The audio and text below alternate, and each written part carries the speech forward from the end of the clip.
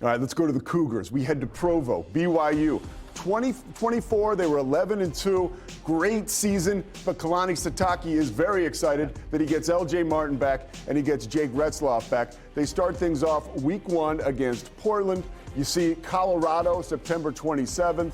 TCU on the 15th. You look at a schedule like this, LD. You also have a game against Stanford. That's the second game. Big 12 opponents play, or the Big 12 conference plays 7 ACC opponents overall. Stanford early in the season for BYU.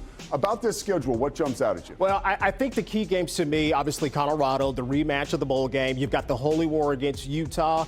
Iowa State, let's keep an eye on that game. I think that is going to be pivotal, especially at the time of year when they play. That could tilter either team towards certainly making the Big 12. And when you look at TCU, obviously Texas Tech, I don't know what it is about going to Lubbock. But Lubbock at night, Lubbock anytime during the day, weird things tend to happen, and good teams struggle from time to time going out there and playing. Coach McGuire and his guys.